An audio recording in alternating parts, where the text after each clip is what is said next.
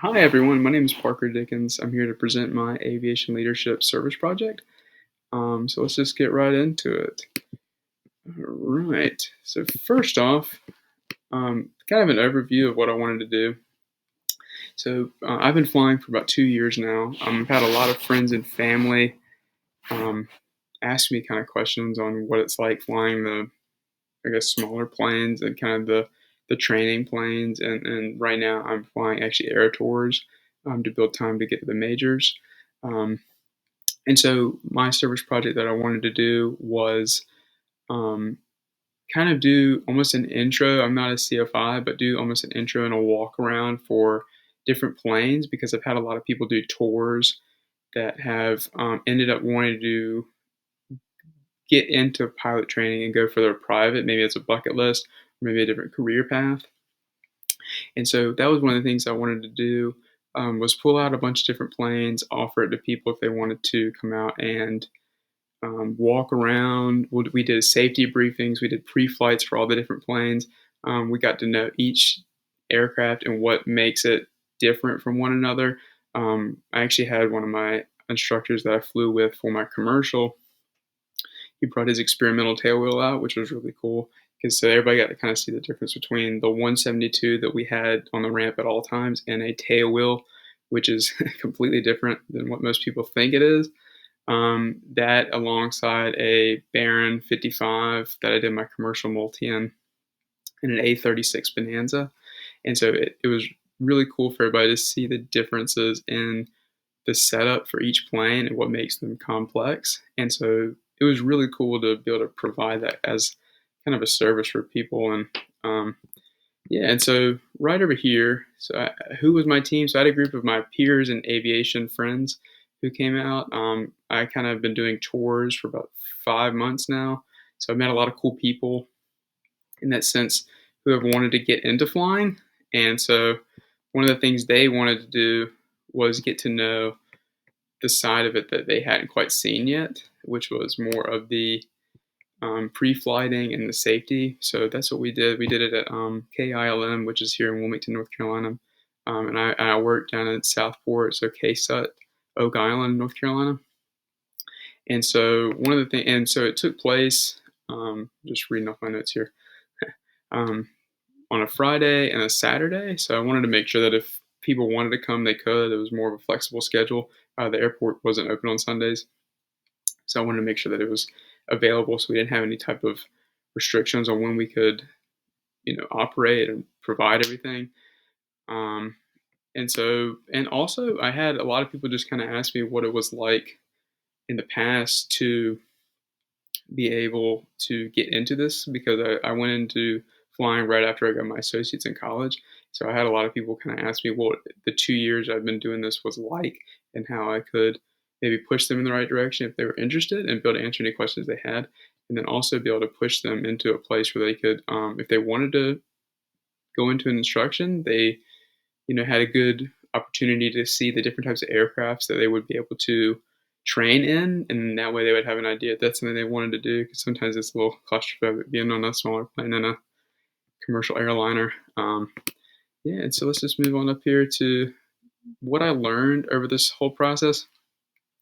So one of the things going into this class that I wanted to be work on, I guess you could say, is self assurance, and I have actually that on Strength Finders page 79.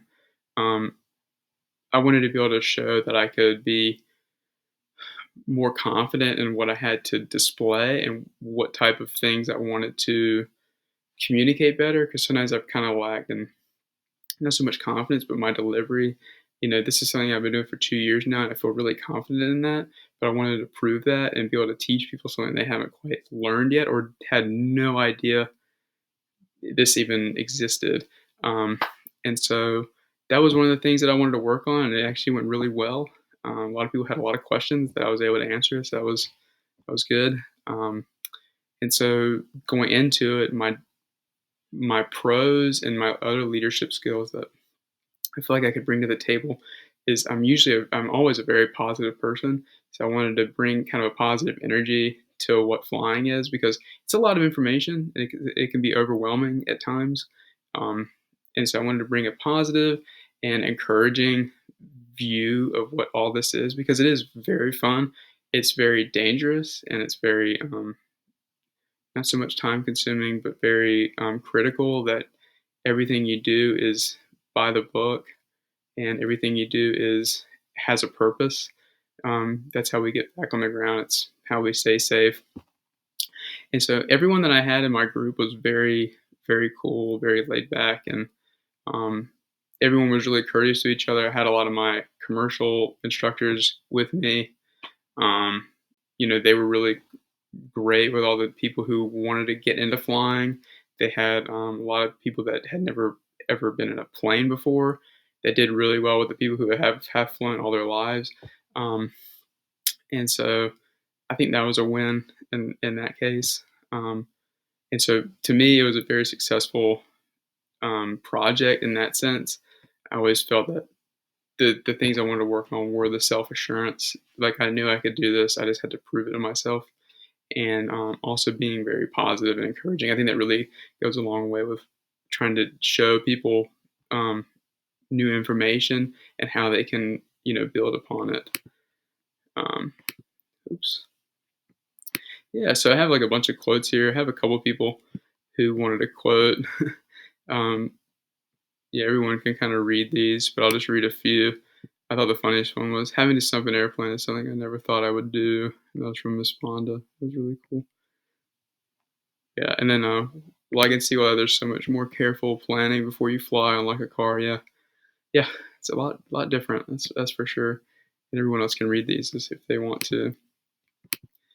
And going into reflections, um, overall the project went really well. I didn't have to, use my contingency plan, which was staying in the hangar. It was 2 really nice days, which I was really not counting on being a summer day. But I really felt like I had no reason to change my approach.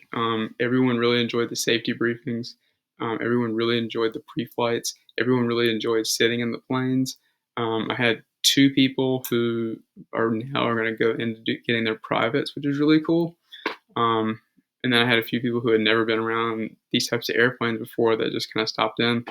Um, and so what I think went right was kind of the flow of everything. I kind of set it up in a way that I plan myself, which is get there, kind of look over the aircraft, do a pre-flight, do a safety briefing with whoever's flying with me, make sure we're just as safe as can be, and that kind of worked out really well. And so one of the things that I saw like in the rubric was if how could I describe this project or how can I help out someone who wants to do this? I definitely recommend if you have trained like as a recently as a pilot or around an airport like FBOs or anything like that. Um, Keep up good relationships with everyone. Fortunately, I've trained with a group of people who are like my mentors now. They've helped me a lot along the way, and so they were kind of the access I had to the planes. Um, so I think building great relationships and keeping the relationships is what really helped me. That's how I encourage you if you want to do something like this. Keep up good relationships with the school you train at or the people you who mentored you or anything like that. My one of my main instructors, Bruce, wasn't able to be there that weekend, but he was one of the ones who let me kind of bring all the planes out and kind of show everything around and.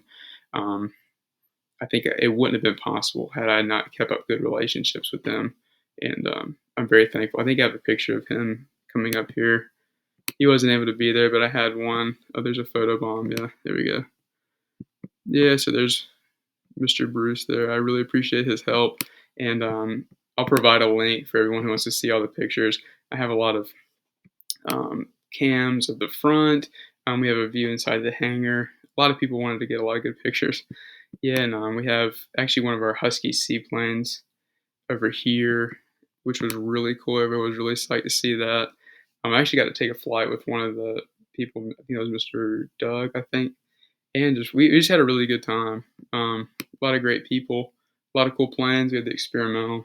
One of my instructors actually came here in the tail wheel, like I said earlier, in the top here, and then over the right, one of his students had just got his her commercial. So she brought the Mooney over, which was really cool to see all the different types of things. Um, but overall, I really enjoyed this project.